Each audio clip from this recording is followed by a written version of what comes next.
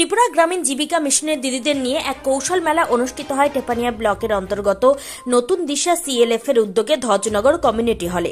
এই কৌশল মেলা অনুষ্ঠিত হয়। উক্ত কৌশল মেলায় উদ্বোধক হিসেবে উপস্থিত ছিলেন টেপানিয়া ব্লকের বিডিও দিব্যশ্রী দাশগুপ্ত, নতুন দিশা সিএলএফ এর সভাপতি পিঙ্কি রায় মণ্ডল, টেপানিয়া ব্লকের প্রোগ্রাম ম্যানেজার বাপন দাস ছাড়াও বিভিন্ন এজেন্সি থেকে আগত প্রতিনিধিরা। দীনদয়াল উপাধ্যায় কৌশল মেলার মাধ্যমে বেকার যুবক যুবতীদের প্রশিক্ষণ ও কাজের সুযোগ দেওয়ার জন্য এদিনের প্রশিক্ষণ। এদিন বিভিন্ন সিএলএফ এর গ্রুপের দিদিদের উপস্থিতি ছিল লক্ষণীয়। দিদিরা কিভাবে স্বাবলম্বী হয়ে রোজগারের হাত বাড়ানো যায় এই লক্ষ্য ছিল তাদের। সেন্টার আছে, তো অনেকের মনে প্রশ্ন জাগতে পারে যে এই প্রশিক্ষণটি নিতে হলে ন্যূনতম মেয়াদ তো 3 মাস, 6 মাস এবং 9 মাস, এই 3টে পিরিয়ডের ট্রেনিং দেওয়া হয়।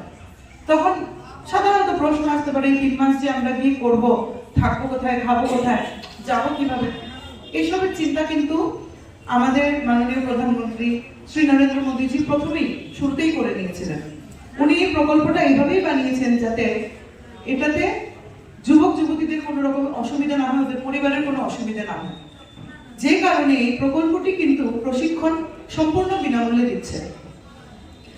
তোমরা গিয়ে যে থাকবে, তোমাদের খাওয়া দাওয়া, সেটা আগরতলায় হোক কিংবা ত্রিপুরার বাইরে কোথাও হোক, সেটা কিন্তু সম্পূর্ণ বিনামূল্যে। তোমরা শুধু যাবে, প্রশিক্ষণটা নেবে এবং তারপর তোমরা ওই ট্রেড অনুযায়ী কোথায় তোমাদের প্লেসমেন্ট দেওয়া যায় সেটা করা হবে, ডিসাইড করা হবে।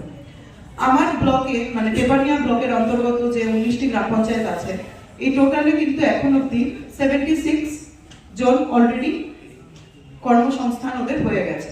আমরা ট্রেনিং দিয়েছি 177 জনকে, 76 জন তার মধ্যে অলরেডি প্লেসমেন্ট হয়ে গেছে ওদের, এবং বাকি যারা আছেন আমরা আশা করছি খুবই শীঘ্রই তারাও প্লেসমেন্ট পেয়ে যাবে।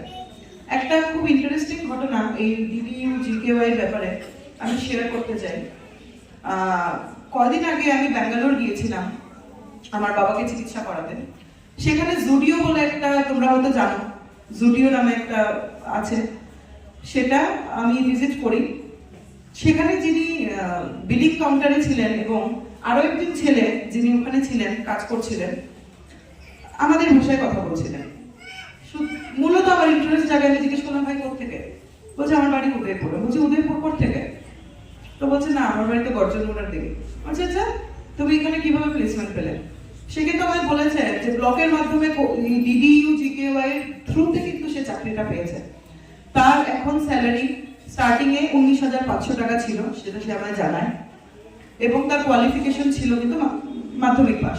আরেকজন ছেলে ছিল 12 পাস, ওখানেই যে চাকরি করছিল, সেম স্যালারি। ওরা ওখানে খুব হ্যাপি। আমি ওদের ফিডব্যাক নিয়ে এসেছি এবং এসে আমি বাপন বাবার সাথে শেয়ার করেছি যে আমার গর্ব হয়েছে যে আমার ব্লকের দুটো ছেলে ব্যাঙ্গালোর গিয়ে নিজের পায়ে দাঁড়িয়ে ওরা মানে কাজ করে খাচ্ছে এবং ওরা খুশি, ওরা আনন্দিত। তা আমরা